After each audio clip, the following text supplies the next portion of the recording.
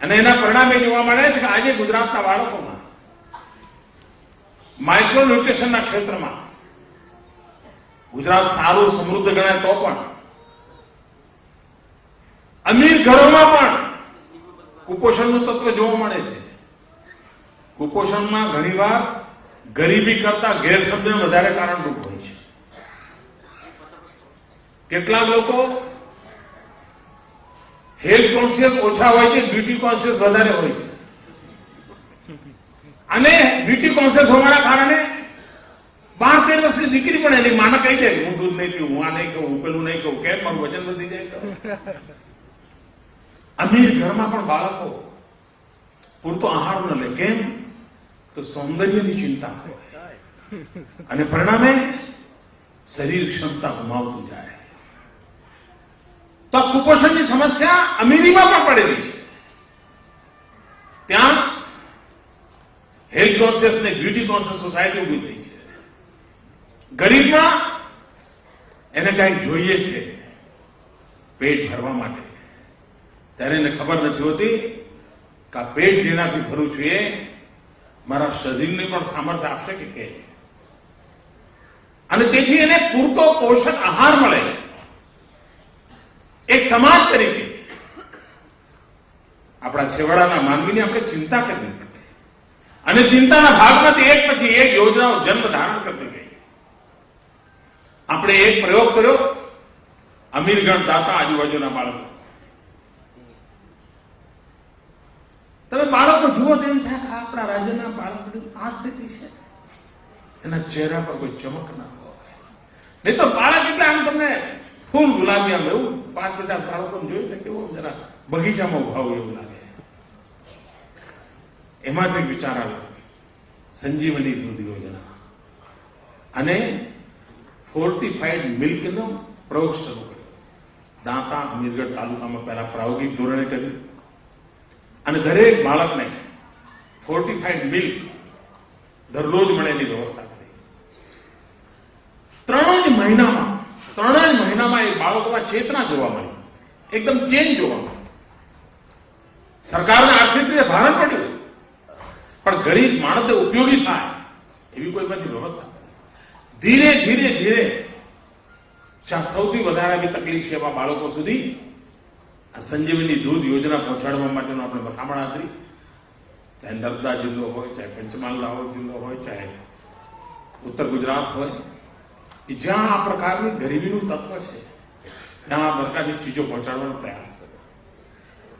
કામ કરતા એક બાબત એવી ધ્યાનમાં આવી કે આ પરિવારોમાં લીલા શાકભાજી ખવાતા નથી. મને યાદ છે મેં એકવાર વિડીયો કોન્ફરન્સમાં લોકોને પૂછેલું કે તમે લીલા શાકભાજી ખાઓ છો? મોટા ભાગના લોકોએ મને કહ્યું હા. મેં પૂછ્યું શું ખાઓ છો? તો બટાકા ડુંગળી. એને બિચારાને ખબર જ નથી કે લીલા શાકભાજીમાં ન આવે. લીલા શાકભાજી કોને કહેવાય એનું પણ જ્ઞાન પહોંચતું નથી. અને એમાંથી એક વિચાર જન્મ્યો અને જયારે કન્યા કેળવણી મહોત્સવ કરીએ કે કૃષિ મહોત્સવ કરીએ તો શાકભાજીના બિયારણ મફતમાં ગરીબ પરિવારોના આપવાની શરૂઆત કરી. અને એમને કહ્યું તમારી ઝૂંપડીની બહાર નાનકડી જગ્યા હોય, સવારે મોડું જોતી વખતે જે પાણી છે એ નાખીને પણ તમે ત્યાં શાકભાજી ઉગાડો અને શાકભાજી ખાઓ. શાળાની અંદર બિયારણ આપ્યા શાકભાજીના, જેથી કરીને મધ્યાહન ભોજનની અંદર જરા વધારે શાકભાજી આપવા. એક પ્રયાસ કે બાળકોને, પરિવારોને, ગરીબ પરિવારો એને હું એમ કહું કે બજારમાંથી શાકભાજી ખરીદીને લાવો તો મારી સામે જોઈ લે, પણ એનું એમ કહું આ બિયારણ તમે સવારે મોત વધે વખતે પાણી નાખશો ને તો પણ ધીરે વર્ષમાં 4-6 મહિના તો તમને પૂરતા શાકભાજી સારા મળી રહેશે. અને અનેક કુટુંબો છે કે જેમને પોતાના ઝૂંપડાની આસપાસ પણ આ પ્રકારે શાકભાજી વાવીને પોતાના ઘરની અંદર આહાર તરીકે ઉપયોગ કરવાની શરૂઆત કરી. આપણને એમ થયું, દાહોદની અંદર એક સર્વે કરાયો હતો જિલ્લામાં, અને 12-13-14 વર્ષની દીકરીઓ એમનો જે શારીરિક વિકાસ થવો જોઈએ એમાં ઉણપ જોવા મળી. શરીરની અંદર એનેમિક કન્ડિશન જોવા મળી. તો રાજ્ય સરકારે એક અભિયાન ઉપાડ્યું. સમગ્ર રાજ્યની કિશોરીઓના મેડિકલ પરીક્ષણ કરીને એમને આવશ્યક વિટામિન પ્રાપ્ત થાય એના માટેના ટેબ્લેટ્સ, એમને પૂરક આહાર મળે એના માટે અતિરિક્ત ઘઉં, આની વ્યવસ્થા કરી, જેથી કરીને ગુજરાતની દીકરી 12, 13, 14 વર્ષના શરીરનો જે વિકાસ થવો જોઈએ એ વિકાસ પૂરતો થાય, જેથી કરી 5, 7, 10 વર્ષ પછી જયારે માતા બને ત્યારે એના ગર્ભમાં તંદુરસ્ત બાળક વિકાસ પામે. એની ચિંતા એ 12 વર્ષની હોય ત્યારે આ સરકારે મથામણ કરી. કારણ ગરીબના ઘરમાં પણ અપંગ બાળક જન્મે ત્યારે બાળક અપંગ નથી હોતું, આખું કુટુંબ અપંગ થઈ જાય છે. એની આખી ક્ષમતા બધી સમાપ્ત થઈ જાય છે. કુટુંબની બધી શક્તિ એક બાળકની અંદર નીચોવી દેવી પડતી હોય છે. અને પછી એ બાળક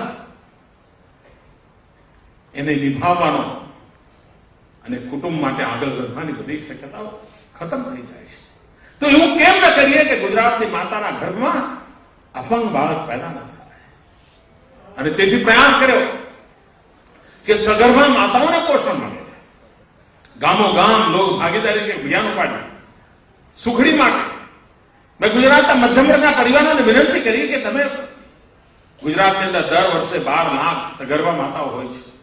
4 લાખ માતાઓ એવી છે કે જેને કોઈ મદદની જરૂર નથી. 2 લાખ એવી છે કે જેને સમજણ પાડો એટલે કામ ચાલી જાય. 6 લાખ માતાઓ એવી છે કે જેમને આ પ્રકારના કોઈ સહાયતાની જરૂર છે. અને શા માટે ગુજરાતનો ભદ્ર વર્ગ, ભણેલા ગણેલા લોકો મહિને, અઠવાડિયે, 15 દિવસે 250 ગ્રામ, 500 ગ્રામ સુખડીનું દાન કરે અને સગર્ભા માતાઓને સુખડીનું સેવન કરવાની વ્યવસ્થા કરી આપે. અને ગુજરાતે આંદોલન ઉપાડી રહ્યું. કોઈ પણ પ્રકારના ઢોલ પીટ્યા વગર ગામડે ગામડે આ પ્રયોગ શરૂ થયો. ક્યાં ભોજનાલયો ચાલતા હશે તો એ પણ ભોજનાલયમાંથી ગરીબ સુવાવડી બહેનોને સુખડી વિતરણ કરવા લાગ્યા. એ માતા સશક્ત બને, એના પેટમાં રહેલું બાળક એને પણ આ પોષણ મળતું રહે. અને જયારે માતા બાળકને જન્મ આપે ત્યારે માં પણ તંદુરસ્ત હોય, બાળક પણ તંદુરસ્ત હોય. સમાજની અનેક ચિંતાઓમાંથી આપણે મુક્ત થઈ જઈએ છીએ. એક અપંગ બાળક જન્મે અને જીવનભર નિભાવવાનો જે ખર્ચો થાય છે એના કરતા એ બાળક અપંગ ન જન્મે એના માટેની માતાની કાળજી લઈએ એનો ખર્ચો ઓછામાં ઓછો. અને તે જે આખી યોજનાઓના પાયામાં સ્પર્શ કરવાની પ્રયાસ કર્યો. મૂળભૂત સમસ્યાના સમાધાન માટેની વ્યવસ્થાઓ વિકસાવી. ગુજરાતની અંદર ડેરી ઉદ્યોગ વિકસેલો છે. દૂધની બાબતમાં ગુજરાત દુનિયા આખામાં મોખરે બન્યું છે. દુનિયાના અનેક જગ્યાએ ગુજરાતનું દૂધ પહોંચે છે. પણ મારા ગુજરાતના ગરીબના પેટમાં ગુજરાતનું દૂધ જાય છે ખરું? આ પ્રશ્ન મારા મનમાં ઉઠ્યો.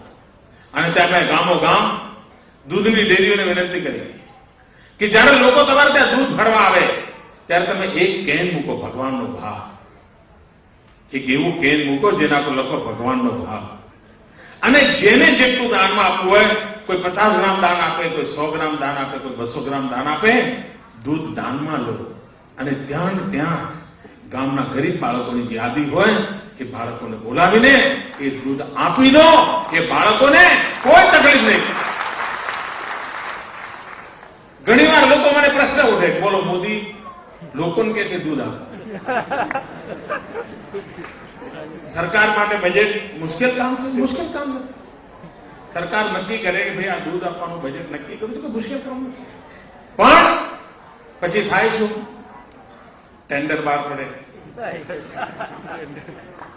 જ્યાં સુધી મુખ્યમંત્રીના કાકા, મામા, માસીનાનો નંબર ના આવે ત્યાં સુધી ટેન્ડર ખુલે નહીં.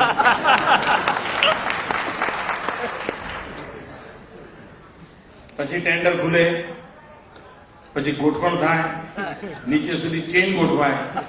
બાળકના પેટમાં દૂધ જાય કે ના જાય, સરકારની તિજોરીમાંથી રૂપિયા જરૂર જાય.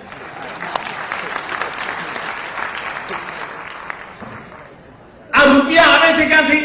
માનો કે સરકાર 50 કરોડની યોજના જાહેર કરે, રૂપિયા ક્યાંથી આવે? સરકાર છાપે છે? ના, એ પૈસા જનતા પાસેથી જ આવે છે. તો એવું કેવું ચક્ર ચાલે? જનતા સરકારમાં આપે, સરકાર કોઈ ટેન્ડર કાઢે, ટેન્ડર કાઢીને પૈસા જનતામાં જાય અને વચ્ચે બધી જાત જાતની વ્યવસ્થાઓ થાય. એના બદલે આ દૂધ આપવા વાળો દૂધ લેવા વાળો હામે ને હામે પતાવી દો ને ભાઈ